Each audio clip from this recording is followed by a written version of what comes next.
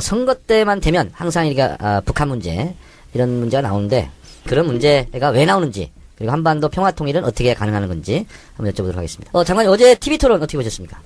예, 어저께 누구라고 내 이름은 검명할 수 없지만 너무 못하시는 분이 한 2번 있더구만요. 네. 예. 좀 안쓰럽대. 어제는 너무 못한 분이 좀 못한 걸로 돋보이고 네. 또 잘한 분은 또 잘한 걸로 돋보이고 그렇죠. 그래서 토론도 양강 구도가 좀 형성된 것 같은 그런 느낌이 들었습니다. 그렇죠. 토론도 양강. 못하는 걸로 강하고 잘하는 걸로 강하고 네 그렇습니다. 어제도 여지없이 유승민 후보께서 문재인 후보한테 송민순 쪽지를 얘기했는데 후배 장관이죠? 누가요? 송민순. 아 그렇죠. 노무현 정부 말년이니까 그분은. 네네. 저는 노무현 정부 초에 통일부에 있었고 그분은 노무현 정부 말년에 외교부 장관, 외교통상부 장관을 하셨죠. 그러니까 제가 통일부에 있을 때는 그분이 안보실장으로 예. 했을 때입니다. 그분이 육자회담 대표 이런 것도 하지 않았습니까? 그렇죠. 육자회담 수석 대표를 하면서 사실은 2005년 9월 19일 날 나온 네. 9.19 공동성명. 네. 그게 이제 북핵 문제 해결의 로드맵이라고 평가를 받고 있는 건데 네.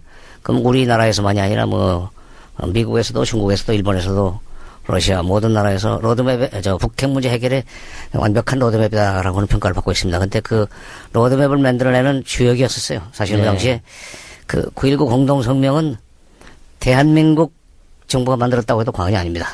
그 당시 통일부 장관이 정동영. 그렇죠. 네. 정동영 장관 그리고 시절. 김정일 국방위원장을 한 4시간 면담한 이후에 그 9.19 성명도 나왔죠. 9.19 공동성명, 그렇죠. 이제 2005년 6월 15일 날 평양에 올라가서. 네. 저도 그때 그 고문 자격으로 같이 갔었습니다만. 그래서 6월 17일 날 정동영 장관이 백화원 초대소에서 김정일 위원장을 만났죠. 근데 그때 9.19 공동성명까지 논의가 된 건 아닐 거예요. 왜냐면 그때 김정일 위원장이 정동영 당시 통일부 장관한테 했던 얘기가 2가지입니다. 네.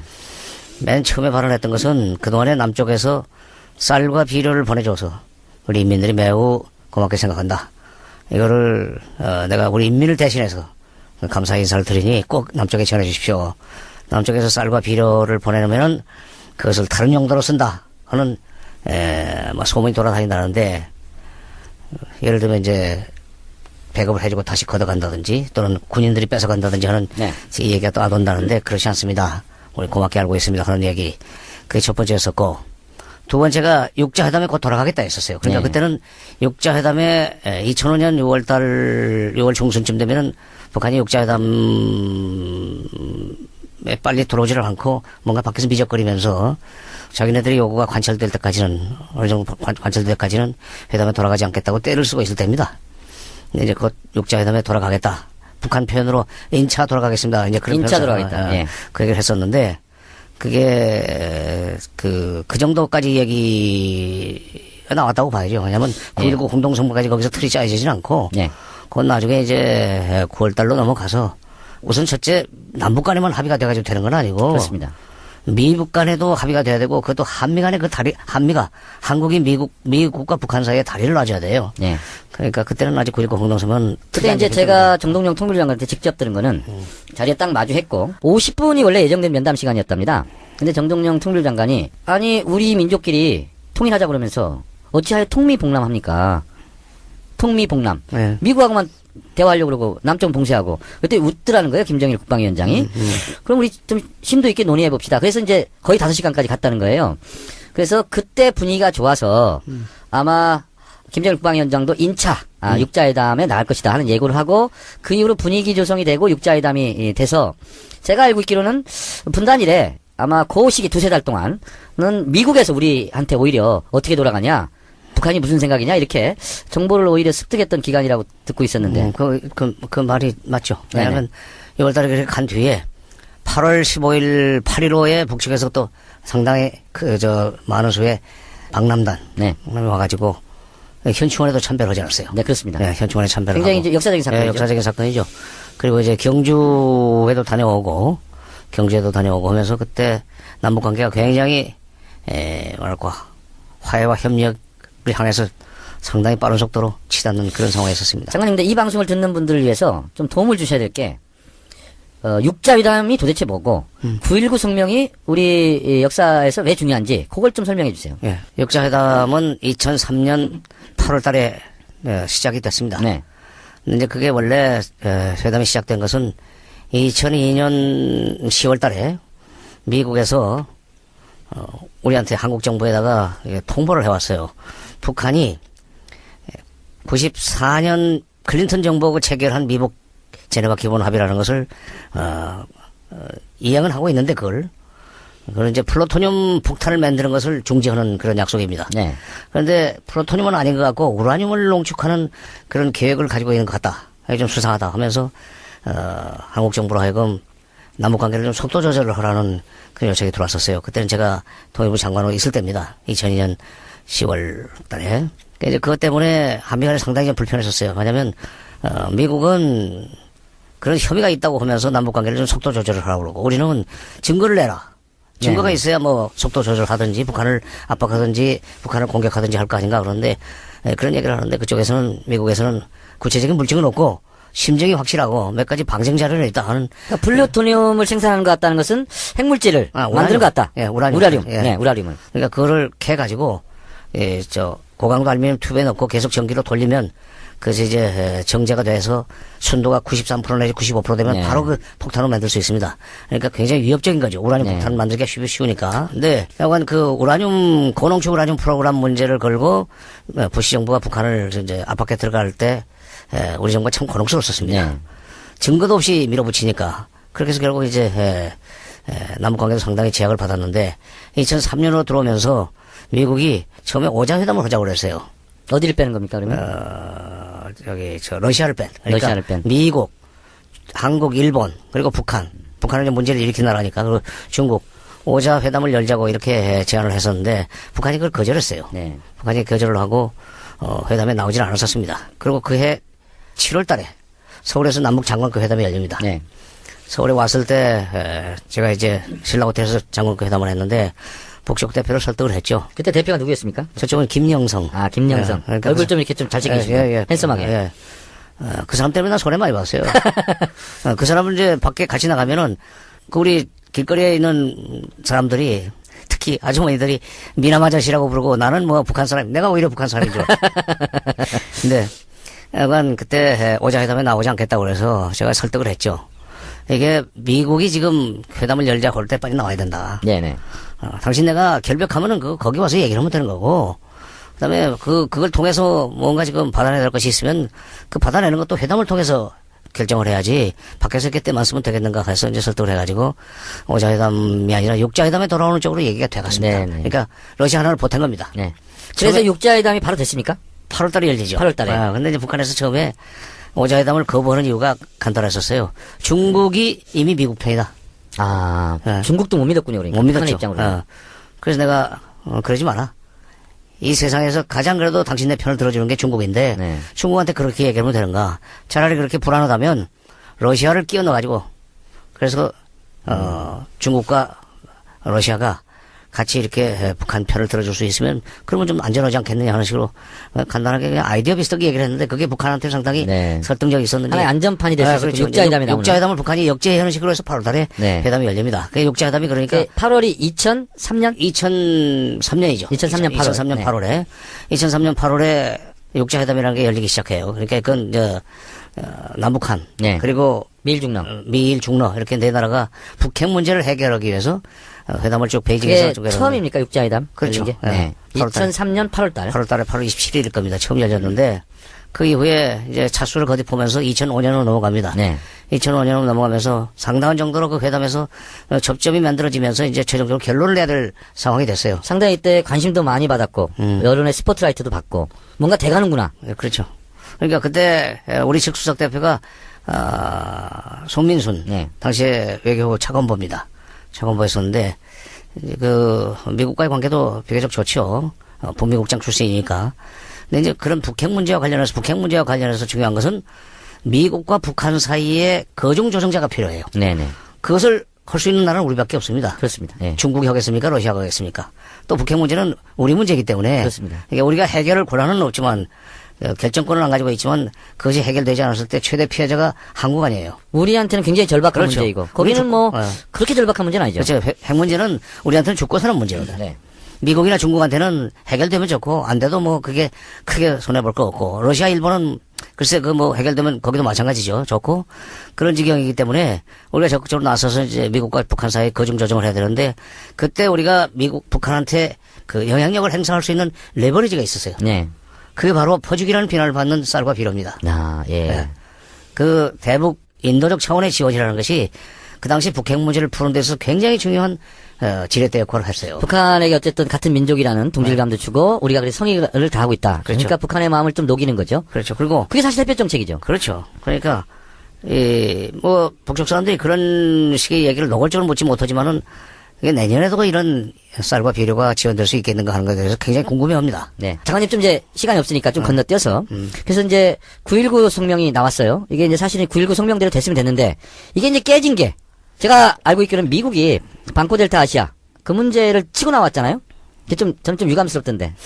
예. 사실은 그게 이제 9월 19일 날 합의서가 발표가 되지만 네. 그러기 전에 9월 15일 그 며칠 동안 한 2, 3일 회의를 쉬고 있었습니다. 네. 쉬고 있는데 9월 15일자 우리 신문에 조그맣게 북한이 그동안에 위조 지표를 그려가지고 네.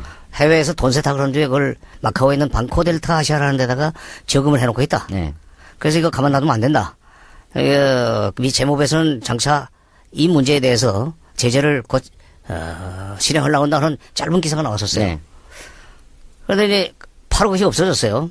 말하자면 다른 데서 이렇게 쉽게 얘기해서 요즘 말로는 퍼나르질 않은 겁니다. 네.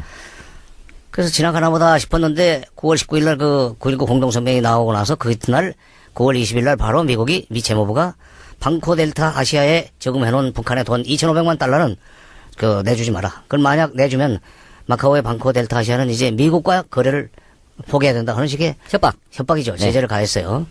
그러니까 북한이 바로 반발하면서 9.19 공동성명 다 좋았는데 말하자면 9.19 공동성명대로만 되면은 북한도 핵을 포기하려고 그랬는데 이게 합의를 해놓고 그 다음날 미국이 뒤집는 걸 보면은 처음부터 이 합의를 이행할 계획이 전혀 없었다는 얘기 아니냐 하면서 반발해가지고 핵 활동을 개시를 했었어요. 그리고 네. 그로부터 1년 후에 핵실험을 해버립니다. 2006년 10월 9일. 10월 9일 날. 네. 그 대목에서 제가 요즘 대선 TV 토론에서 어저께도 그 얘기 나오던데 안철수 후보가 그거 가지고 문재인 후보를 공격하대요. 2006년 10월 달 노무현 정부 시절에 북한이 핵실험하지 않았습니까? 1차 시험. 그러니까 노무현 정부 책임이죠. 하는 식의 얘기를 하더라고요. 네네. 시간적으로는 그게 노무현 정부 시기지만 그러나 사건의 그 전말을 보면은 그 전날 북핵 문제를 완전히 해결할 수 있는 로드맵이라고 평가를 받는 9.19 공동성명에 미국, 한국, 북한, 일본, 러시아, 중국 모두가 다 만족해가지고 서명을 했습니다. 네.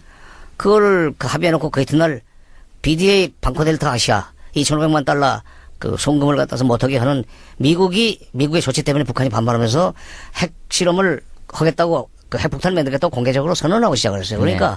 시기적으로 노무현 정부 시기였다고 그래가지고 노무현 정부의 대북 지원 때문에 그런 핵실험을 하게 됐다는 얘기는 전혀 인과관계도 연결이 안 되는 근데 거고. 그분은 이런 것까지 잘 모르니까 그렇게 주장할 수 있어요. 그러니까 그러면 그 주변에 있는 사람들이 이른바 참모들이라는 사람들이 잘못이죠. 네. 알만한 사람들이 있어요. 그 안에 지금 경남대의 김모 교수도 있잖아요. 아니 김근식 교수도 있고 뭐 백학순 박사도 있고 그런데 근데 그런 걸 갖다서 상세하게 얘기해 줄 수 있는 시간은 없었을 겁니다. 그런데 어쨌건 그 핵실험은 1차 핵실험은 부시 정부가 북한을 자극했다고 그럴까? 그것 때문에 일어난 거지 노무현 정부의 대북 지원 때문에 일어난 게 아닙니다. 근데 제가 생각할 때도 그 비대위 동결 그것이 굉장히 유감스럽고 그러면서 9.19 성명이 그냥 나오자마자 그냥 폐기되는 이런 상황이 됐잖아요. 근데 9.19 공동성명의 내용이 뭐길래 그렇게 우리 남북관계에서 중요한 내용이었습니까? 첫째 9.19 공동성명 1항을 보면은 네. 북한이 비핵화하기로 약속을 합니다. 네. 물론 북한이 비핵화하는데 거기 보면은 이제 그 밑에는 1항 중에 이제 내려가지 않습니까? 1항, 네, 1항이라고. 1조에 이제 1항이 이제 북한의 비핵화고 2항이 그 밑에 있는 것이 미국도 핵무기를 가지고 북한을 위협하지 않겠다는 약속이 들어가요. 핵위협을 하지 않겠다. 이른바 그것은 크게 말하면 그게 한반도의 비핵화입니다. 그렇습니다. 두 번째 그 조항은 첫째가 미북 수교, 네. 두 번째가 일북 수교입니다. 네. 그러니까 북한이 핵을 포기하는 대가로 미국은 핵으로 북한을 위협하지 않겠다는 게 1항이면 네. 2항에서는 북한이 핵을 포기하면 미북 수교도 해주고 일본도 북한과 수교하겠다고 했었어요.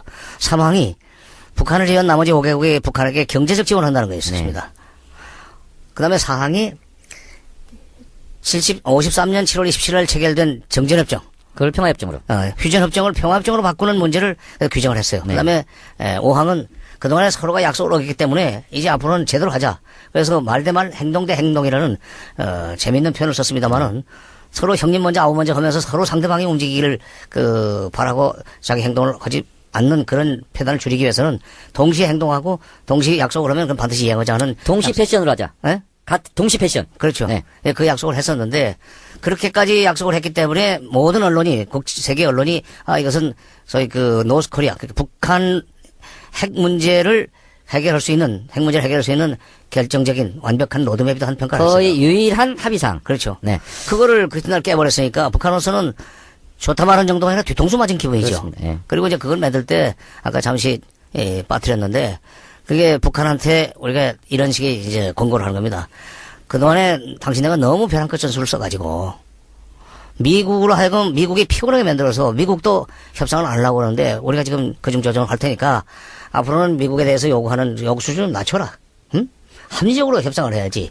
이렇게 설득을 하고 그걸 가지고 어느 정도 이제 그쪽에 수긍을 하면 그걸 가지고 미국을 다시 설득을 해서 우리가 북한을 이런 정도 만들어 왔으니까 미국도 무턱대고 북한을 압박하는 그런 식의 협상은 좀 삼가했으면 좋겠다 하는 식으로 해가지고 서로 접근할 수 있도록 만들어 놓고 이제 중국한테 이게 우리가 이 정도 만들어 놨으니까 결론 냅시다 해서 만드는 것이 9.19 공동성명이고 네. 그거 만들 때 당시에 송민순 외교부 차관보 우리 육자회담 수석 대표가 참 일을 많이 했어요. 이번에 뭐 그 회고록은 좀 별개의 문제고. 네.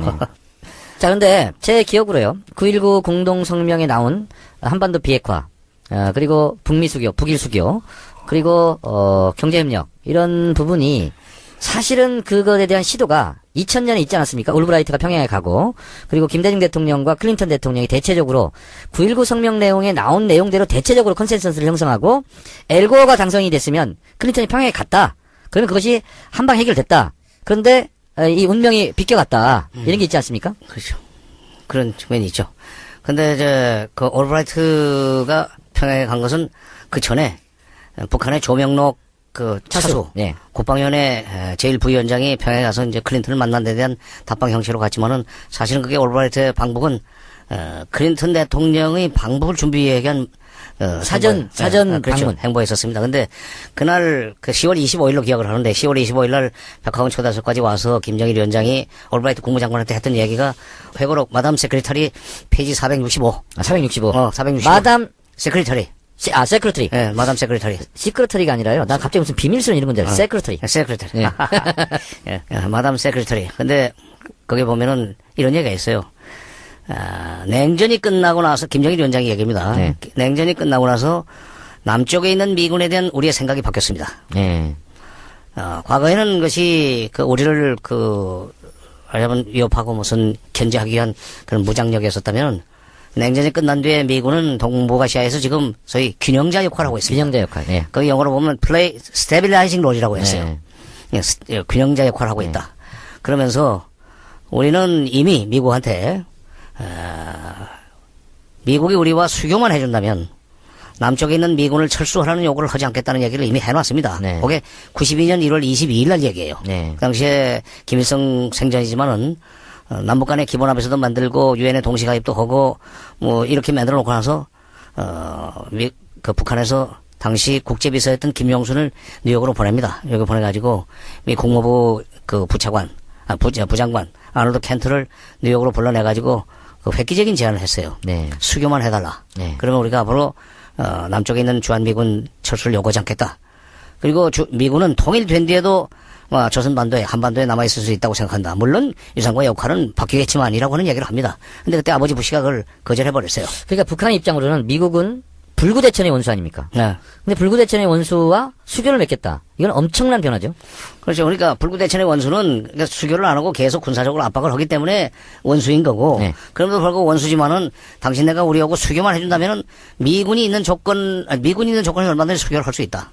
미군 안 나가도 된다는 얘기를 했단 말이에요. 그러니까 이미 그런 얘기를 미국에 건네놨습니다 하는 얘기를 2000년 10월 25일 날 또 해요. 네. 김정일이 올브라이트에게. 올브라이트한테. 그러니까 그때 그런 식으로 이제 얘기를 했는데도 불구하고 당시 그게 이제 클린턴 정부 말년 아닙니까? 네.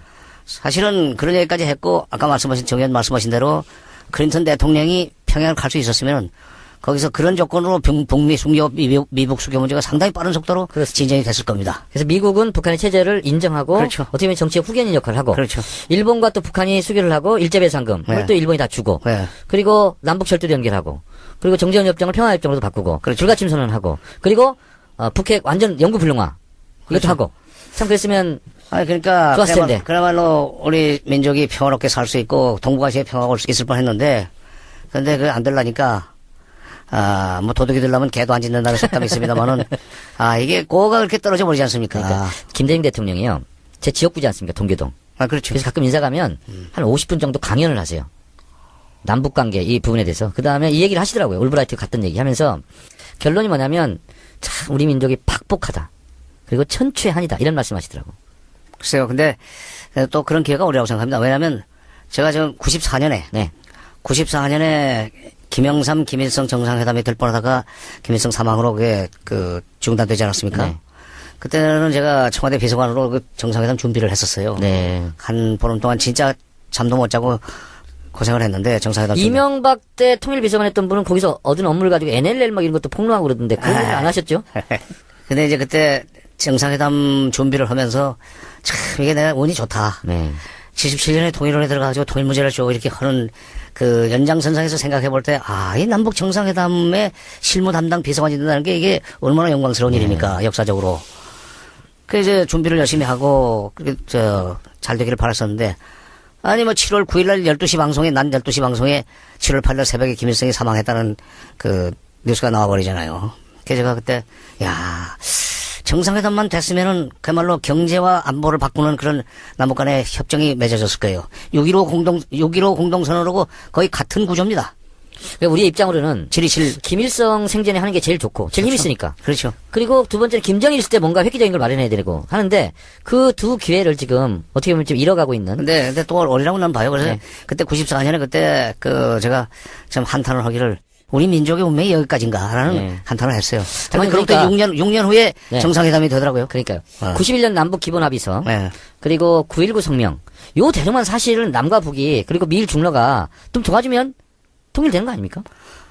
근데 이제 미일 중러가 도와줘서 통일되는 거, 물론 마지막에는 그것이 충분 조건이에요. 네네. 그들이 방해를 하면 못 합니다. 그러나, 남북이 통일되려면은 남북이 먼저 하나가 돼야 돼요. 그렇습니다. 예. 다른 말로 한다면은, 남북이 소위 통일 구심력이 커져야 됩니다. 네. 그 방법은 남북 교류 협력을 활성화해가지고, 지금 이제 문재인 후보가 얘기하는 한반도 경제 통일, 네. 남북 간의 경제 공동체를 만드는 거, 서로가 서로를 필요로 하게 만드는, 경제적으로 필요로 하게 만드는 그런 상황이 되면은, 그다음부터는 정치적으로도 얼마든지 협력이 가능하고, 군사적으로도 한덩어리가 될 수 있는데, 이제 그거는, 지금까지 이루지 못했지만, 94년, 그 다음에 2000년 10월 달, 2000년 11월쯤, 클린턴 대통령이 갔으면 아마 11월쯤 갔겠죠. 그렇게 해서 한반도 평화가 올 뻔했던 기회가 좀 떠내려갔는데, 3세 판이라 이제 네 번째 판이군요. 아니요, 앞으로. 김영삼 대통령 때 예. 정상회담이 됐으면 좋았을 것을. 그리고 김대중 대통령 때 클린턴이 평양에 갔으면 그렇죠. 참 대박 났을 걸. 그렇죠. 박근혜 대통령에 의한 통일 대박. 그리고 9.19 성명이 지켜졌으면. 그렇죠. 이제 그거는 바로 대박으로 이어지지는 않지만은, 네. 그건 상당히 긴 프로세스인데, 9.19 공동성명이 지켜졌으면은, 나중에 결국 이제 남북 정상회담이 그거에 근거해가지고, 통일로 한 걸음 더 다가갈 수 있는 큰 합의를 이룰 수 있는 토대는 됐죠. 그러니까 김영삼 대통령, 김대중 대통령, 노무현 대통령 때 남과 북이 이렇게 가깝게 있으면서 대화하면서 합의를 하고 이랬던 방법이 결국은 한반도 평화통일로 가는 그 방향일 수밖에 없다. 그렇죠. 라는 거잖아요. 그거밖에 없죠. 근데 이명박근혜 정권은 정반대로 거꾸로 갔어요. 지금 한라인도 끊어지고 남북교류는 완전히 지금 차단되고 금강산 개성공단이 지금 폐쇄된 이런 상황이지 않습니까? 그러면 문재인 대통령 시대 문재인 대통령이 된다면 이 방향으로 가는 수밖에 없겠죠. 그렇죠. 네, 이미 그렇게 얘기를 했고, 그러니까 여러 가지 다른 경쟁자들이 금강산 관광 재개나 개성공단 조업 재개에 대해서 시비를 거는데, 유엔 제재는 어떻게 하고 즉각 재개한다는 거냐 하는 식으로 시비를 걸고 하지만, 그건 얼마든지 피해갈 수 있는 그 방법이, 피해간다기보다는 얼마든지 그건 해결할 수 있는 방법이 있습니다. 그러니까 저쪽에서 지금 문재인 후보가 당선이 되면은 분명히 김대중 노무현 정부의 시절의 대북정책 또는 통일정책의 연장선상에서 남북관계를 풀어나가려고 할 것이다 하는 기대를 가지고 있을 거예요. 네. 저는 그렇다고 봐요. 예를 들면 지금 금강산은 그대로 놔뒀지만은 금강산도 그대로 있죠. 그러나 개성공단의 기계라든지 이런 거 전부 다 그대로 그냥 온전하고 있습니다. 그러니까 남쪽이 다시 녹이 슬고 있죠. 녹이야 쓸고 있지만 가서 그 뭐 닦고 조이고 기름치면 될 거고 네. 또 필요하다면은 새 기계를 가지고 들어가면 되는 거니까 큰 어려움은 없을 거예요. 어쨌건 북쪽에서도 남북 관계가 안정적으로 발전되는 것을 기다리고 있다고 봐요. 장관님, 그러면 우리가 뭐 그냥 명제적으로 전쟁은 절대 안 되는 거 아닙니까? 그리고 무력 통일은 절대 안 되고 평화 통일을 해야 되지 않습니까? 그러면 남북 관계가 좋아지고 그리고 김대중 노무현 대통령처럼 남북 화해 시대가 열리면 우리 국민들한테는 뭐가 좋은 겁니까? 우선 첫째, 남북관계가 좋아진다. 좋아진다는 게 별거 아닙니다. 남북관계가 좋아진 게 징표는 국민들의 안보 불안감이 현저하게 떨어지는 거예요. 네. 지금 남북관계가 꽉 막혀 있는 상태에서는 사소한 그 총소리도 비무장지대 쪽에서 나는 총소리도 이게 불안하게 들잖아요. 네네. 사실 저도 그 어린 시절에는 6.25 이후에 제가 이제 45년생이니까 6.25를 겪은 사람입니다. 피난 가서 빨치산도 받고 새벽만 되면은 저건 빨치산에 내려가요. 총소리도 들리고. 어디서 사셨습니까? 저요? 네. 전라북도 장수군 쪽으로 이제 피난을 갔으니까. 예. 지리산 밑입니다, 거기가. 그래서 뭐 중고등학교 때까지도 어디서 큰 소리만 들으면 심지어 지나가던 버스가 그 펑크 나는 뻥크 소리만 나도 이게 총소리 같아가지고 깜짝깜짝 놀래고 이것도 저 북쪽에서 또 쳐내려왔나 하는 그런 이제 공포를 느끼고 그랬었는데 그러니까 남북 관계가 좋아지면은 그러니까 김대중 노무현 정부 시절에 대해서 지금 우리 국민들이 별로 의식을 못하는 것이 그때 그 안보 불안감을 덜 느끼고 살았다는 것을 체감을 못하는 것 같아요. 그러니까 스트레스가 없어진다. 안보 스트레스가 없어지죠. 네. 근데 지금은 사소한 이 충돌에도 가령 북쪽에 말폭탄 가지고도 겁을 내야 되지 않습니까? 예를 들면 뭐 목함지뢰 사건 같은 거 났을 때 이게 전쟁 나는 거 아닌가 얼마나 불안했어요. 더구나 지금 이제 금년 4월 유기설이라는 게 상당히 널리 퍼져나가고 있지 않습니까? 일본에서 4월 유기설을 퍼나르는 것 같은데 근데 자기네들 국내 정치적인 목적이 나는 있다고 봐요. 또 우리 국내에서도 지금 선거철에 보수 결집을 위한 일종의 소재로서 4월 유기설을 퍼뜨리고 있는데 그전 같으면은 김대중 노무현 정부 시절에는 이런 4월 유기설이건 뭐 5월 유기설이 나올 수가 없었어요. 그렇죠. 예. 북한이 무슨 짓을 하려고 그런지 하는 것은 평양을 매일 그 사람들이 출입을 하기 때문에 저들의 소위 그 흉중을 상당히 많이 읽어낼 수 있었죠. 네. 안보 불안감이 없어지고 두 번째는 뭐가 좋아집니까? 그다음에 남북이 잘 지내고. 안보 위기 지수가 올라가면은 소위 한국의 신용평가, 경제적 신용평가가 등급이 내려가지 않습니까? 네. 코리아 리스크라는 게 있잖아요. 그래서 이게 전쟁 위험이 있다 하면은 우선 해외에서 들어온 투자들이 빠져나가죠. 경제가 위축되고 바로 그렇죠. 악영향을 주죠. 증권시장이 출렁거리고 그다음에 투자가 안 들어오고 그다음에 수출도 안 되고 이런 경제적으로 어려움에 처하게 되죠. 근데 이제 전적인 국민의 안보 불안감 없어지고 경제적으로 안보 때문에 생기는 코리아 리스크를 예방할 수 있는데 그게 이제 하도 이명박 정부 박근혜 정부 9년 동안 그 정반대의 상황에서 살다 보니까 이제 이런 위기도 별로 안 느끼는 것 같아요. 그러니까 목함지뢰 사건 때 한국경제신문 발표에 하면 34조가 빠져나갔답니다. 하루 동안. 그러니까 국가 예산의 10분의 1이 거의 빠져나가는 거죠. 그렇죠. 그러니까 남북 관계가 안 좋아지면 안 좋아질수록 우리 경제는 더 휘청거리고. 우리 국민들이 그냥 그 원리를 알아야 돼요. 네. 남북 관계 안 좋아지면은 경제가 당장 영향을 받고 그다음에 그 국민들 이른바 이제 접촉 지역이라고 우리가 쓰죠. 접촉 지역이라고 쓰는 경기도 북부, 강원도 네. 북부, 북한과 가까운 데 있는 사람들은 얼마나 불안하겠습니까? 네. 그러니까 그다음에 또 해안선 쪽도 뭐 경기도 뭐 인천 뭐 백령도 이런 데는 항상 그런 불안감 속에서 살 수밖에 없잖아요. 그런 것을 줄여줄 수 있는 것이 바로 남북 화해 협력인데 이걸 가지고 자꾸 무슨 뭐 퍼주기니 무슨 뭐 끌려다니기 하면서 공격을 해야 되니까 진짜 좀 제가 볼 때는 답답해요. 저 이제 그럼에도 불구하고 어쨌든 이명박근혜 정권을 거치면서 어쨌든 반북의식, 반공의식, 이 적대의식은 더 높아진 거 아닙니까? 사실상. 그리고 그 9년 동안 통일을 하자, 남북이 잘 지내자 그러면 종북 세력으로 종북 사냥을 너무 많이 했단 말이에요. 그리고 어떻게 보면 거기에 국민들이 좀 젖어 있는 것도 사실이고 또 언론들도 그렇게 기사를 쓰고 있고 그리고 대선 때 그러니까 그것이 약발이 먹힐까봐 이용하고 있고 그리고 칼빈 스노 같은 경우가 대표적으로 뭐 이거는 뭐 사실과 다른 또 보도를 해서 안보 불안감을 높이는데 어쨌든 이번 대선 때 이런 부분을 극복하고 어쨌든 민주정부를 수립해야 되지 않겠습니까? 예, 그리고 이제 민주정부가 들어선 뒤에 남북 화해 협력 정책을 다시 추진해 나가기 시작하면 국민들은 또 거기는 따라오리라고 봐요. 네. 9년 동안 철저하게 반공 교육을 받은 것처럼 되지만 네. 정부가 이명박 박근혜 정부 9년과는 다른 방향으로 정책을 추진해 나갈 경우에 우리 국민들은 뽑힌 대통령에 대한 신뢰가 있다고 나는 봅니다. 네. 그러니까 그게 걱정 안 해도 저는 된다고 생각해요. 그러니까 2006년도 10월 9일 날 1차 북한의 핵실험 있을 때 3일인가 후에 전남대에 가서 김대중 대통령께서 강연을 하셨는데 그런 말씀을 하셨어요. 북한이 핵실험을 했는데도 남현 사재기 안 한다. 그게 바로 햇볕 정책의 성과다. 북한 금강산에도 가보고 평양도 가보니까 북한 별거 아니네. 뭐 우리가 이긴다. 이래서 안보 불안감이 핵실험을 했는데도 없어졌다. 그런 것처럼 다시 그걸 되돌려야 될 것 같아요. 김대중 노무현 대통령 때 남북 화해 시대를 열려면 어쨌든 차근차근 준비해야 되는데 장관님께서 보시기에 문재인 대통령이 됐다. 그러면 남북 관계의 문제를 푸는 고리는 뭐가 돼야 될 것 같습니까? 우선 저는 그 금강산 관광과 이제 그 개성공단 조업을 즉각 재개하겠다고 미리 얘기를 해놨기 때문에 네. 문재인 후보가 그 얘기 해놨습니까? 얘기했죠. 거의 공약 비슷하게 얘기하지 않았습니까? 근데 이제 그런 데 대한 기대가 있어서 북한도 협조적으로 나오려고 봅니다. 그런데 네. 기술적으로 바로 뭐 취임 다음 날은 어려울 거예요. 네. 어렵겠지만 그렇기 전에 먼저 북한한테 사인을 보내는 방법이 있습니다. 네. 인도적 차원의 민간 대북 지원이라든지 교류 왕래 이것을 그 승인하면은 네. 그건 충분히 북한한테 메시지가 전달이 되고 정치적 부담이 적은 그렇죠. 인도적 지원. 인도적 지원.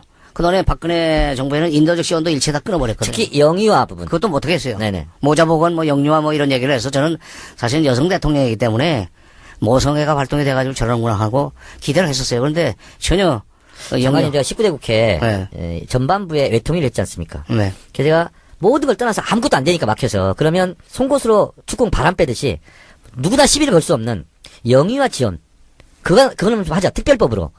근데 당시 새누리당도 그건 반대를 못 하잖아요. 영유아를 지원한다는데 그리고 뭐 우유 갖다 주는 걸 뭐 어떻게 그 농축 우라늄도 아니고 핵무기를 만들 수도 없고 반대를 아무도 안 해요. 근데 통과가 안 돼요. 4년 동안 반대를 안 하면서.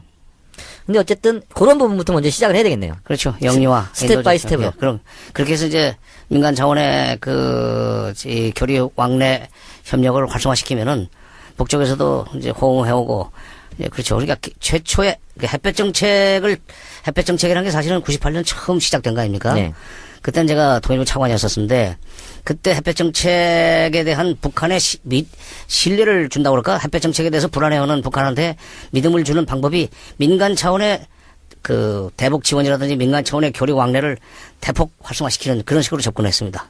그렇게 해서 우리가 형편이 좋은 남쪽이 북한을 도와줄 준비가 되어 있다는 것을 계속 그 사인을 보내니까 북한도 거기에 처음에는 굉장히 방어적이었어요. 네. 햇볕 정책에 불안했었습니다. 네. 쉽게 얘기해서 처음에 기분 나빠했죠. 기분 나빠했죠. 햇볕이라는 말 자체도. 그렇지. 근데 말이 조금 그 외투를 벗긴다 하는 그런 이제 네. 이소보와의 그 비유 때문에 불안했었는데 이게 본심이 그런 게 아니구나 하는 것을 깨달으면서 점점 남북 교류 협력이 활성화되고 그 토대 위에서 2000년에 정상회담이 됐어요. 네. 그러니까 한번 했던 가락이 있기 때문에 문재인 후보가 대통령이 당선되면은 문재인 정부에서는 처음에 영유아의 인도적 지원 쪽으로 그것부터 먼저 승인을 해주고 아마 그 단체들이 들고 일어날 겁니다. 통일부에서 그렇게 승인만 해주면 돼요. 네. 그래서 자꾸 올라가고 물건 가고 사람 가고 이렇게 되면서 북쪽의 그 여러 가지 움직임을 이제 그야말로 휴미트가 따른 것이 아닙니다. 네. 남쪽 사람들이 평양 시내의 그 동향을 가서 보고 들어오는 게 제일 정확한 휴멘트예요. 네네. 그걸 토대로 해서 뭐 금강산 그러니까 없던 길도 계속 사람이 다니면 길이 됐는데 이미 다녀봤던 길이 있지 않습니까? 그렇죠. 그러니까 그러니까 길이 날씨가 찾아가기도 쉽고. 잠시 잡초에 묻혀 있지만은 그렇습니다. 그 흔적이 있기 때문에 불 뽑는 거야 쉽죠. 네. 그러니까 네. 길도 그리고 또 철도도로도 연결해 놓지 않았습니까? 그렇죠. 그러니까 노무현 대통령 임기 말에 남쪽에서 북쪽으로 기차가 올라가고 북쪽에서 남쪽으로 기차가 내려왔지 않습니까? 그렇죠. 2007년 그게 5월 17일입니다. 네. 제가 그날 평양에 있었기 때문에 기억을 하는데 네. 이제 기차가 개성의 봉동역까지 가고 제진에서는 금강산 청년역까지 기차 갔다가 다시 또 내려가서 몇 번 이렇게 시험 운행을 하고 이제 곧 본격적으로 운행을 할 수 있게 만들어 놨는데 이명박 정부 들어서서 올스톱이 됐죠. 그렇습니다. 예.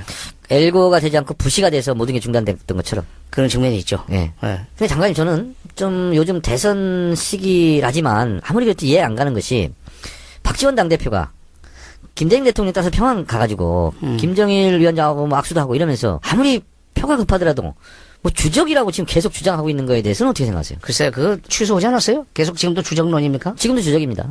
그건 좀 이해가 안 되네. 그러면은 이건 그 김대중 대통령에 대한 부정이면서 자기 부정이에요 바로. 그렇습니다. 그 주적을 만나가지고 뭐 이렇게 와인잔 들고 무슨 건배하고 그랬단 말입니까? 그러니까 안철수 후보가 네. 이제 토론 당시 생방송 때는 본인이 확인을 못했는지 유승민 후보도 잘못 얘기했어요. 국방백서에 주적 개념이 있다는 식으로 얘기했거든요. 근데 이제 확인해 보니까 주적 개념은 없고 이제 적이라고 되어 있는데 본인도 이제 이런 얘기 들었겠죠. 그러다 보니까 이렇게 얘기했어요.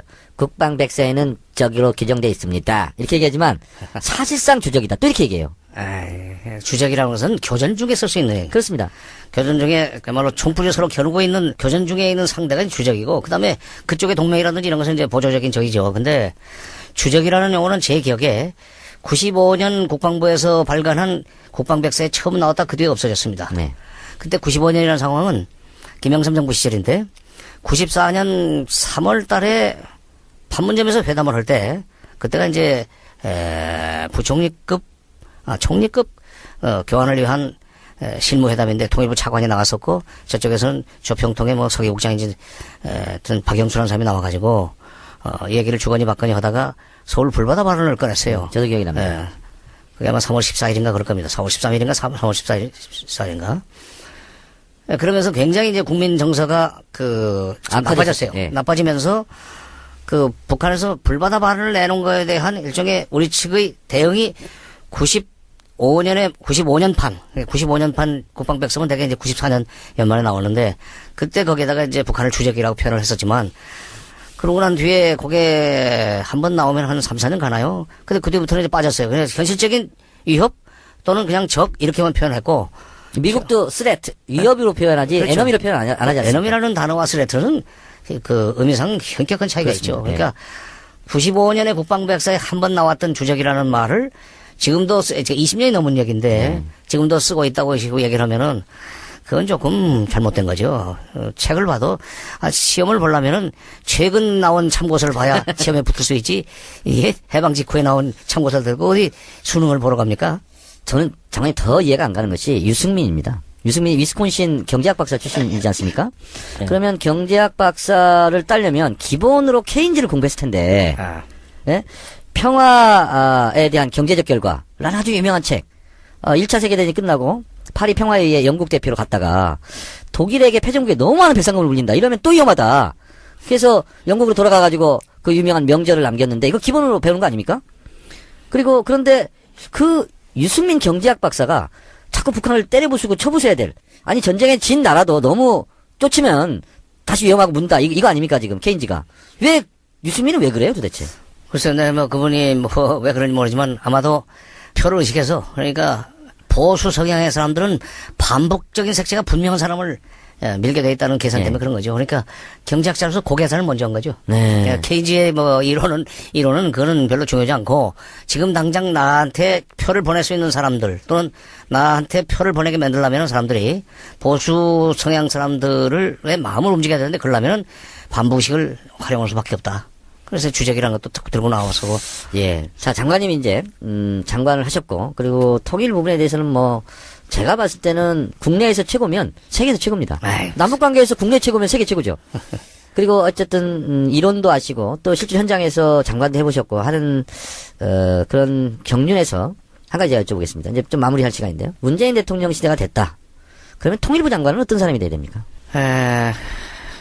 저는 지금 문재인 정부가 들어서 가지고 과거에 김대중 정부 노무현 정부 시절의 남북 관계를 복원을 해야만 되는 일종의 역사적 사명이 있습니다. 네. 물론 햇볕 정책 1.0 그 버전으로 그대로 갈 수는 없어요. 그렇습니다. 햇볕 정책 2.0 내지는 뭐 필요하다면 햇볕 정책 3.0도 그 생각을 해봐야 되는데 제 생각은 그래요. 현장 경험을 가지고 있는 사람이 바로 일을 시작을 해야 처음부터 시간 낭비 없이 바로 상황을 연습생은 안 된다. 복원할 수 있다 하는 생각이 들어요. 그래서 제가 그 비슷한 얘기도 했어요. 문 대표한테 과거에 과거 정부에서 이른바 캠프 출신들 캠프에 교수들이 많이 옵니다. 네. 교수들 들으면 기분 나빠할 텐데 교수들을 그 정책 결정 책임이 있는 자리에 갖다 놓으니까 수습이 기본이도 6개월이더라. 네. 그러니까 93년도 그때 김영삼 정부 출범할 때 전부 교수들이었었습니다. 네. 뭐 외교부 장관, 뭐 외교안보 수석, 그 안기부장, 그다음에 무슨 장관이 있나. 국방장관은 군인이었었지만, 통일부 장관. 전부 교수들이 그 각양각색의 자기 개성이 강한 분들이 교수들이 그 외교안보 부처를 맡아놓으니까 자기 주장을 한번 내놓으면 꺾지를 않고 타협이 안 돼요. 그리고 또 이 정부에서 일을 하면 그 부처의 관료를 장악하는 게 중요해요. 네. 그냥 높은 삶이라고 무조건 따르지 않습니다. 관료라는 게 좀 고약한 기질이 좀 있어요. 저도 그 출신이긴 하지만은. 그러니까, 관료를 장악할 수 있는 그런 장악력과 그 다음에 경험. 이론은 별로 중요하지 않아요. 네. 이론은 얼마든지 밖에서 지원받을 수 있습니다. 교수보다는 현장 감각이 있고 정부 감각이 있는. 그렇죠. 그런 분이 했으면 좋겠네요. 외교부도 마찬가지고, 정권 초에는 정말. 네. 그래서 제가 정권 초에는 현장 경험을 가지고 있는 분들이 처음에 그 틀을 닦아야 되고, 그래서 어느 정도, 잘 굴러가면 그때는 이론가들이 들어가도 되죠. 제가 통일부 장관을 안 해봐서 모르는데요. 네. 대통령이 힘을 실어줘야 통일부 장관이 일을 잘합니까? 아니면 통일부 장관이 노력을 해서 대통령 마음을 움직여야 일을 잘합니까? 그거 두 가지 다 안 돼요. 그렇죠. 예, 왜냐면, 저는 사실 참 이러기가 좀 편했었어요. 네. 김대중 대통령하고 마인드가 비슷하시니까. 김대중 대통령은 기본적으로 장관들한테 힘을 실어줬습니다. 네. 그러니까 통일부뿐만 아니고, 네. 그 장관들의 보고를 대면 보고 받으면서 아주 상세하게 토론식으로 보고를 받으시기 때문에, 보고하는 재미가 있었죠. 네. 그리고 그렇게 해서 아주 적극적으로, 그래요. 그렇게 하면 되겠구만. 그런 방향으로 하시오. 이렇게 힘을 실어주니까, 이러기가 참 좋았었죠. 이렇게 편했었는데, 그러려면은 본인이 또, 대통령으로부터 그런 신임을 받고 대통령이 통일부 장관이 됐건 외교부 장관한테 힘을 실어주려면 본인 자신이 대통령을 자기 사람으로 탁 벗어볼 수 있는 정도의 실력을 갖추고 있어야 돼요. 그렇죠. 대통령을 설득해야 되니까. 그렇죠. 대통령으로 하여금 대통령이 자기가 건의한 것을 100% 받아들이고 오케이 그렇게 하면 되겠구만. 요거 하나만 좀 다시 좀 보태보시오. 그런 식의 코멘트를 할 수 있을 정도로 본인이 준비를 많이 해야 돼요. 자, 근데 문제는 네. 그런 식견이 없는 대통령인 경우는 그것이 불가능하지 않습니까? 그렇게 되면은 그거는 참 대면 보고 받을 실력이 없는 대통령. 경험하지 않았어요. 그러니까요. 그러니까 실력이 없어 그래요. 그렇죠. 아니면 사실 장차관 또는 수석비서관들 앞에서 어설프게 코멘트 했다가 무시당할까 봐서 불안하면 대면 보고 없는 겁니다. 그렇습니다. 왜냐면 거긴 다 그 분야의 최고 전문가들이라고 와 있는데 또 여러 분야에 대해서 본인이 어떻게 다 알 수도 없고 그렇지 않습니까? 그래도 김영삼 대통령의 경우에는 제가 이제 그분 시절에 비서관을 했기 때문에 좀 말씀을 드릴 수 있는데 그분이 그렇게 팍식하진 않아요. 네. 그래도 그분은 감이라고 그럴까? 그다음에 장차관들 또는 수석비서관들의 얘기를 들으면서 질문을 해요. 이게 상당히 입력이 되고 있다는 얘기지. 질문을 해요. 그리고 질문을 하면 뭔가 좀 안다는 그렇죠. 얘기인데. 그러니까 대부분 그 정도는 됩니다. 네. 지난번 건 특이한 경우고. 지난번 네. 특이한 경우. 특이한 경우죠. 네, 누구라고 말하지 않겠습니다. 김영삼 대통령은 보고 오는 사람 기분 좋게 해주는 또 재주가 있어요. 예. 김대중 대통령은 보고 오는 사람 굉장히 준비를 많이 하지 않고는 불안하게 만드는 재주가 있고. 너무 유식하시니까. 너무 유식하니까. 아이고 참 지금 경선 때부터 문재인 캠프에 좀 합류하셨었잖아요. 그 무슨 위원회에 들어가셨잖아요? 10년의 힘위원회라는 거. 네. 김대중 노무현 정부 시절에 장차관을 지냈던 분들이 한 60명이 모였다고 그래요. 그래요? 모였다면서 저는 그냥 간판 노릇이나 해달라고 해가지고 이름을 올렸는데, 나중에는 이게 상당히 중요한 역할을 해야만 되는 그런 상황으로 점점 좀, 상황이 발전이 돼가지고 요즘은 회의하느라고 좀 매주 정기적으로 목요일날 회의를 하는데 오전에 지난주에도 주말에 갑자기 강남에서 모여가지고 바로 문 후보가 TV 토론 같은 데 쓸 수 있는 토킹 포인트 정리를 해서 바로 보내고 이제 그런 역할을 좀 했습니다. 네. 저도 이제 현역 국회의원 8년 했지 않습니까? 네. 저도 이제 이러저런 장관을 파트너를 만나서 국정감사도 하고 업무 보고도 받고 이렇게 하면서 저에 대해서도 정청래가 실력이 있네 없네 이렇게 정부 부처에서 보겠지만 저도 저 장관은 좀 맹탕이네. 저 장관은 좀 디테일이 좀 있네. 저는 디테일이 없으면 평가하지 않습니다. 그래서 그냥 두루뭉실하게 얘기를 해요. 실력이 없으면. 그리고 디테일 얘기하면 그냥 어물쩍 넘어가고. 저도 이제 그런 사람 경험을 저도 이제 하게 되는데, 제가 정치권에 와서 경험한 바로는 정말 디테일에 강하고, 기본 가치와 방향이 저하고는 딱 맞는 분이 바로 우리 정세 장관이 진짜입니다, 이건. 저는 입에 바른 얘기를 못하는 사람이에요. 제 자랑만 잘하지 남의 칭찬과 자랑을 못하는 사람인데 정세현 장관님은 진짜로 제가 존경하는 이유가 있습니다. 뭐냐면 첫 번째는 김대중 대통령의 대북 정책, 햇볕 정책을 가장 가장 잘 온몸으로, 임동원 장관도 있습니다만 같이 몸으로 익힌 분이다라는 생각이 좀 들고, 그리고 지금처럼 이 격변기, 그리고 이 남북관계가 꼬일 대로 꼬여있는 이런 상황에서 문재인 대통령이 되신다면 문재인 대통령 시대에 어디서든 무엇을 하든 저는 이 장관님의 이 지혜 이런 부분이 반드시 대한민국 한반도 평화를 위해서 좀 잘 쓰여졌으면 좋겠다 이런 생각이 듭니다. 그래서 뭐 나라를 좋게 만들었는데 특히 남북 관계를 평화적으로 발전시켜 나가는데 뭐 도움이 될 수 있다면은 자리에 관계없이 얼마든지 저 조언을 하고 또 역할을 할 준비는 돼 있습니다. 왜냐하면 네. 자기의 정체성이에요, 바로. 그렇습니다. 자기 자신의. 네. 예. 근데 장관님은 거기에다 플러스 알파가 하나 더 있어요. 45년생이면 올해 연세가 꽤 되시잖아요. 네, 뭐 세는 나이 73이죠. 근데 이 젊은이들의 감각이 좀 있어요. 유머 감각도 있으시고. 그러니까 시대의 흐름을 놓치지 않는다. 이런 또 장점이 좀 있는 것 같은데 그러기 위해서 뭐 노력하시는 게 있습니까? 아, 없어요. 없어요? 예. 그냥 그렇게 타고났습니까? 유머 감각은 뭐 좀 타고난 것 같고. 네. 그러나 이제 시대 감각 얘기했는데 저는 개그 콘서트 같은 걸 안 보기 때문에 네. 볼 시간이 없어요. 안 보기 때문에 때로는 젊은 사람들이 하는 얘기 무슨 말인지 못 알아들어가지고 두리번거리고 있으면 그 개콘에 나오는 얘기라고 뭐 그러는데 그 모르는 건 있어요. 파파에서 김어준 총수가 예. 저한테 이렇게 얘기했어요. 정세현 장관은 깊이도 있고 재미도 있다. 그렇게 우리 김어준 총수가 얘기를 했는데 저도 그렇게 생각을 합니다. 지금 대선 한복판 저도 지금 선거운동을 하다가 홍대에서 막 달려왔는데요. 선거운동을 하는 것도 중요하지만 이렇게 1시간 정도 우리 조예가 깊은 한반도 평화에 대해서 우리 정세균이라네. 정세균 국회의장님이고 두 분이 친합니까? 이름 비슷하시네. 네. 저거 뭐 같은 종친이고 학렬로는 제 증손뻘이에요. 아, 그렇습니까? 네. 증조 할아버지 뻘 되시네요? 네, 증조 할아버지시네요. 그렇군요. 학렬로. 정세균 국회의장님 좀 잘하세요. 정중하게. 네, 오늘 그 정세현 전 통일부 장관 모시고 이렇게 고견을 듣는 것도 굉장히 필요한 일이고 오늘 이 방송을 들으시고 왜 한반도 평화가 중요하고 문재인 대통령이 돼야 되는지 여러분 한반도 평화통일 정책은 어떻게 가야 되는지 도움이 되는 그런 기회였으면 좋겠습니다. 나와주셔서 고맙습니다. 네. 근데 약간 그때 오자회담에 나오지 않겠다고 그래서 제가 설득을 했죠. 이게 미국이 지금 회담을 열자고 할 때 빨리 나와야 된다. 네네. 당신 내가 결벽하면은 거기 와서 얘기를 하면 되는 거고 그다음에 그걸 통해서 뭔가 지금 받아내야 될 것이 있으면 그 받아내는 것도 회담을 통해서 결정을 해야지 밖에서 이렇게 때만 쓰면 되겠는가 해서 이제 설득을 해가지고 오자회담이 아니라 육자회담에 돌아오는 쪽으로 얘기가 돼갔습니다. 네네. 그러니까 러시아 하나를 보탠 겁니다. 네. 그래서 육자회담이 바로 됐습니까? 8월 달에 열리죠. 8월 달에. 근데 이제 북한에서 처음에 오자회담을 거부하는 이유가 간단했었어요. 중국이 이미 미국 편이다. 네. 중국도 못 믿었군요. 그러니까. 못 북한의 믿었죠. 입장으로. 그래서 내가 그러지 마라. 이 세상에서 가장 그래도 당신네 편을 들어주는 게 중국인데 네. 중국한테 그렇게 얘기하면 되는가.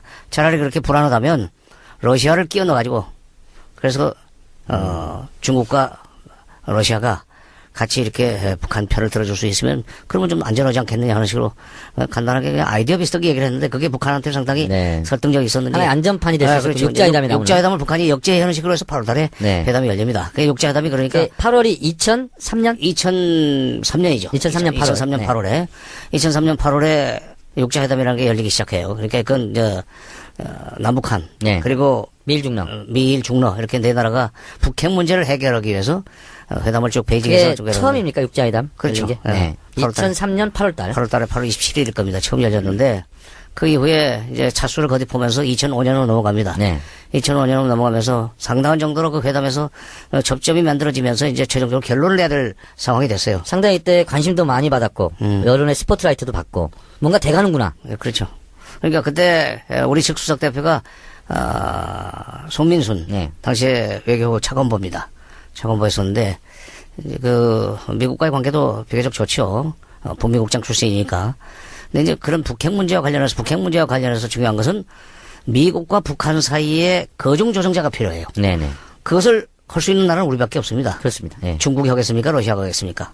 또 북핵 문제는 우리 문제이기 때문에 그렇습니다. 그러니까 우리가 해결할 권한은 없지만 결정권은 안 가지고 있지만 그것이 해결되지 않았을 때 최대 피해자가 한국 아니에요. 우리한테는 굉장히 절박한 그렇죠. 문제이고 거기는 뭐 네. 그렇게 절박한 문제는 아니죠. 그렇죠. 핵 문제는 우리한테는 죽고 사는 문제거든. 네. 미국이나 중국한테는 해결되면 좋고 안 돼도 뭐 그게 크게 손해볼 거 없고 뭐 소문이 돌아다닌다는데 예를 들면 이제 배급을 해주고 다시 걷어간다든지 또는 군인들이 뺏어간다든지 하는 네. 이 얘기가 또 안 온다는데 그렇지 않습니다. 우리 고맙게 알고 있습니다. 그런 얘기. 그게 첫 번째였었고 두 번째가 육자회담에 곧 돌아가겠다 했었어요. 그러니까 네. 그때는 육자회담에 2005년 6월 중순쯤 되면은 북한이 육자회담에 빨리 들어오지를 않고 뭔가 밖에서 미적거리면서 자기네들의 요구가 관철될 때까지는 어느 정도 관철될 때까지는 회담에 돌아가지 않겠다고 때를 쓰고 있을 때입니다. 근데 이제 곧 육자회담에 돌아가겠다. 북한 표현으로 인차 돌아가겠습니다. 이제 그런 인차 돌아가겠다. 예. 그 얘기를 했었는데 그게 그 정도까지 얘기가 나왔다고 봐야죠. 왜냐하면 9.19 공동성명까지 거기서 틀이 짜여지진 않고 예. 그건 나중에 이제 9월달로 넘어가서 우선 첫째 남북 간에만 합의가 돼가지고 되는 건 아니고 그렇습니다. 미국 간에도 합의가 돼야 되고 그것도 한미 간에 그 다리 한미가 한국이 미국과 북한 사이에 다리를 놔줘야 돼요. 예. 그러니까 그때는 아직 9.19 공동성명은 그때 이제 제가 정동영 통일장관한테 직접 들은 거는 자리에 딱 마주했고 50분이 원래 예정된 면담 시간이었답니다. 근데 정동영 통일장관이 아니 우리 민족끼리 통일하자 그러면서 어찌하여 통미봉남합니까? 통미봉남. 네. 미국하고만 대화하려고 그러고 남쪽 동시하고 그때 웃더라는 거예요. 김정일 국방위원장이. 그럼 우리 좀 심도 있게 논의해 봅시다. 그래서 이제 거의 5시간까지 갔다는 거예요. 그래서 그때 분위기가 좋아서 아마 김정일 국방위원장도 인차 육자회담에 나갈 것이다 하는 예고를 하고 그 이후로 분위기 조성이 되고 육자회담이 돼서 제가 알고 있기로는 분단일에 아마 그 시기 2-3달 동안은 미국에서 우리한테 오히려 어떻게 돌아가냐 북한이 무슨 생각이냐 이렇게 정보를 오히려 습득했던 기간이라고 듣고 있었는데 그 말이 맞죠. 왜냐하면 6월달에 간 뒤에 8월 15일 8.15에 북측에서 또 상당히 많은 수의 방남단 와가지고 현충원에도 참배를 하지 않았어요. 네, 그렇습니다. 네, 현충원에 참배를 굉장히 하고. 이제 역사적인 사건이죠. 네, 역사적인 사건이죠. 그리고 이제 경주에도 다녀오고 하면서 그때 남북 관계가 굉장히 뭐랄까 화해와 협력을 향해서 상당히 빠른 속도로 치닫는 그런 상황이 있었습니다. 장관님, 근데 이 방송을 듣는 분들을 위해서 좀 도움을 주셔야 될 게 육자회담이 도대체 뭐고 9.19 성명이 우리 역사에서 왜 중요한지 그걸 좀 설명해 주세요. 예, 육자회담은 2003년 8월 달에 시작이 됐습니다. 네. 근데 이제 그게 원래 회담이 시작된 것은 2002년 10월 달에 미국에서 우리한테 한국 정부에다가 통보를 해왔어요. 북한이 94년 클린턴 정부하고 체결한 미국 제네바 기본 합의라는 것을 이행을 하고 있는데 그걸 이제 플루토늄 폭탄을 만드는 것을 중지하는 그런 약속입니다. 네. 그런데 플루토늄은 아닌 것 같고 우라늄을 농축하는 그런 계획을 가지고 있는 것 같다. 이게 좀 수상하다 하면서 한국 정부로 하여금 남북 관계를 좀 속도 조절을 하라는 그런 요청이 들어왔었어요. 그때는 제가 통일부 장관으로 있을 때입니다. 2002년 10월 달에. 이제 그것 때문에 한미 간에 상당히 좀 불편했었어요. 왜냐하면 미국은 그런 협의가 있다고 하면서 남북 관계를 좀 속도 조절을 하라고 그러고 우리는 증거를 내라. 증거가 있어야 뭐 속도 조절하든지 북한을 압박하든지 북한을 공격하든지 할 거 아닌가 그러는데 그런 얘기를 하는데 그쪽에서는 미국에서는 구체적인 물증은 없고 심정이 확실하고 몇 가지 방증 자료는 있다 하는. 그러니까 플루토늄을 생산하는 것 같다는 것은 핵물질을 만드는 것 같다. 예, 우라늄. 예. 네, 우라늄을. 그러니까 그거를 캐가지고 고강도 알루미늄 튜브에 넣고 계속 전기로 돌리면 그래서 이제 정제가 돼서 순도가 93% 내지 95% 되면 바로 그 폭탄을 만들 수 있습니다. 그러니까 굉장히 위협적인 거죠. 우라늄 폭탄을 만들기가 쉬우니까. 근데 약간 그 우라늄 고농축 우라늄 프로그램 문제를 걸고 부시 정부가 북한을 이제 압박해 들어갈 때 우리 정부가 참 곤혹스러웠었습니다. 증거도 없이 밀어붙이니까. 그렇게 해서 결국 이제 남북 관계도 상당히 제약을 받았는데 2003년으로 들어오면서 미국이 처음에 오자회담을 하자고 그랬어요. 어디를 빼는 겁니까, 그러면? 러시아를 뺀. 그러니까 러시아를 뺀. 미국, 한국, 일본, 그리고 북한. 북한은 문제를 일으킨 나라니까. 그리고 중국. 오자 회담을 열자고 이렇게 제안을 했었는데, 북한이 그걸 거절했어요. 네. 북한이 거절을 하고, 회담에 나오지는 않았었습니다. 그리고 그해 7월 달에 서울에서 남북 장관급 회담이 열립니다. 네. 서울에 왔을 때, 제가 이제 신라 호텔에서 장관급 회담을 했는데, 북쪽 대표를 설득을 했죠. 그때 대표가 누구였습니까? 저쪽은 김영성. 아, 김영성. 그러니까 얼굴 좀 이렇게 좀 잘생기시고 핸섬하게. 그 사람 때문에 나 손해 많이 봤어요. 그 사람은 이제 밖에 같이 나가면은 그 우리 길거리에 있는 사람들이 특히 아주머니들이 미남 아저씨라고 부르고 나는 뭐 북한 사람, 내가 오히려 북한 사람이죠. 러시아, 일본은 글쎄 그 뭐 해결되면 거기도 마찬가지죠. 좋고 그런 지경이기 때문에 우리가 적극적으로 나서서 이제 미국과 북한 사이에 거중 조정을 해야 되는데 그때 우리가 북한한테 그 영향력을 행사할 수 있는 레버리지가 있었어요. 네. 그게 바로 퍼주기라는 비난을 받는 쌀과 비료입니다. 아, 예. 네. 그 대북 인도적 차원의 지원이라는 것이 그 당시 북핵 문제를 푸는 데서 굉장히 중요한 지렛대 역할을 했어요. 북한에게 어쨌든 같은 민족이라는 동질감도 주고 우리가 그래 성의를 다하고 있다. 그렇죠. 그러니까 북한의 마음을 좀 녹이는 거죠. 그렇죠. 그리고 그게 사실 햇볕 정책이죠. 그렇죠. 그러니까 뭐 북쪽 사람들이 그런 식의 얘기를 노골적으로 묻지 못하지만은 이게 내년에도 이런 쌀과 비료가 지원될 수 있겠는가 하는 것에 대해서 굉장히 궁금해합니다. 네. 장관님 좀 이제 시간이 없으니까 좀 건너뛰어서. 그래서 이제 9.19 성명이 나왔어요. 이게 이제 사실은 9.19 성명대로 됐으면 됐는데 이게 이제 깨진 게 제가 알고 있기로는 미국이 방코델타 아시아 그 문제를 치고 나왔잖아요. 근데 저는 좀 유감스럽던데. 예. 사실은 그게 이제 9월 19일 날 합의서가 발표가 되지만 네. 그러기 전에 9월 15일 그 며칠 동안 한 2, 3일 회의를 쉬고 있었습니다. 네. 쉬고 있는데 9월 15일자 우리 신문에 조그맣게 북한이 그동안에 위조 지표를 그려가지고 네. 해외에서 돈 세탁을 한 뒤에 그걸 마카오에 있는 방코델타 아시아라는 데다가 저금을 해놓고 있다. 네. 그래서 이거 가만 놔두면 안 된다. 미 재무부에서는 장차 이 문제에 대해서 제재를 곧 실행하려고 한다는 짧은 기사가 나왔었어요. 네. 그런데 이제 바로 그것이 없어졌어요. 말하자면 다른 데서 쉽게 얘기해서 요즘 말로는 퍼나르질 않은 겁니다. 네. 그래서 지나가나 보다 싶었는데 9월 19일 날 그 9.19 공동성명이 나오고 나서 그 이튿날 9월 20일 날 바로 미국이 미 재무부가 방코델타 아시아에 저금해놓은 북한의 돈 2,500만 달러는 그 내주지 마라. 그걸 만약 내주면 마카오의 방코델타 아시아는 이제 미국과 거래를 포기해야 된다 하는 식의 협박이죠. 제재를 가했어요. 그러니까 북한이 바로 반발하면서 9.19 공동성명 다 좋았는데 말하자면 9.19 공동성명대로만 되면은 북한도 핵을 포기하려고 그랬는데 이게 합의를 해놓고 그 다음날 미국이 뒤집는 걸 보면은 처음부터 이 합의를 이행할 계획이 전혀 없었다는 얘기 아니냐 하면서 반발해가지고 핵 활동을 개시를 했었어요. 그리고 네. 그로부터 1년 후에 핵실험을 해버립니다. 2006년 10월 9일. 10월 9일 날. 네. 그 대목에서 제가 요즘 대선 TV 토론에서 어저께도 그 얘기 나오던데 안철수 후보가 그거 가지고 문재인 후보를 공격하대요. 2006년 10월 달 노무현 정부 시절에 북한이 핵실험하지 않았습니까? 선거 때만 되면 항상 이가 북한 문제 이런 문제가 나오는데 그런 문제가 왜 나오는지 그리고 한반도 평화 통일은 어떻게 가능한 건지 한번 여쭤보도록 하겠습니다. 장관님 어제 TV 토론 어떻게 보셨습니까? 예, 어저께 누구라고 내 이름은 검명할 수 없지만 너무 못하시는 분이 한 2번 있더구만요. 네. 예. 좀 안쓰럽대. 어제는 너무 못한 분이 좀 못한 걸로 돋보이고 네. 또 잘한 분은 또 잘한 걸로 돋보이고 그렇죠. 그래서 토론도 양강 구도가 좀 형성된 것 같은 그런 느낌이 들었습니다. 네, 제 토론도 양강. 못하는 걸로 강하고 잘하는 걸로 강하고 네 그렇습니다. 어제도 여지없이 유승민 후보께서 문재인 후보한테 송민순 쪽지를 얘기했는데 후배 장관이죠? 누가요? 송민순. 아, 그렇죠. 노무현 정부 말년이니까 그분은. 네네. 저는 노무현 정부 초에 통일부에 있었고 그분은 노무현 정부 말년에 외교통상부 장관을 하셨죠. 그러니까 제가 통일부에 있을 때는 그분이 안보실장으로. 예. 했을 때입니다. 그분이 육자회담 대표 이런 것도 하지 않았습니까? 그렇죠. 육자회담 수석 대표를 하면서 사실은 2005년 9월 19일 날 나온 네. 9.19 공동성명. 네.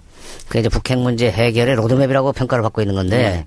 그럼 우리나라에서만이 아니라 뭐 미국에서도 중국에서도 일본에서도 러시아 모든 나라에서 북핵 문제 해결의 완벽한 로드맵이다라고는 평가를 받고 있습니다. 근데 그 로드맵을 만들어내는 주역이었었어요. 사실 그 네. 당시에 그 9.19 공동성명은 대한민국 정부가 만들었다고 해도 과언이 아닙니다. 그 당시 통일부 장관이 정동영. 그렇죠. 네. 정동영 장관 씨. 그리고 김정일 국방위원장을 한 4시간 면담한 이후에 그 9.19 성명도 나왔죠. 9.19 공동성명, 그렇죠. 이제 2005년 6월 15일 날 평양에 올라가서. 네. 저도 그때 그 고문 자격으로 같이 갔었습니다만. 그래서 6월 17일 날 정동영 장관이 백화원 초대소에서 김정일 위원장을 만났죠. 근데 그때 9.19 공동성명까지 논의가 된 건 아닐 거예요. 왜냐면 그때 김정일 위원장이 정동영 당시 통일부 장관한테 했던 얘기가 2가지입니다. 네. 맨 처음에 발언했던 것은 그동안에 남쪽에서 쌀과 비료를 보내줘서 우리 인민들이 매우 고맙게 생각한다. 이거를 내가 우리 인민을 대신해서 감사 인사를 드리니 꼭 남쪽에 전해 주십시오. 남쪽에서 쌀과 비료를 보내놓으면 그것을 다른 용도로 쓴다 하는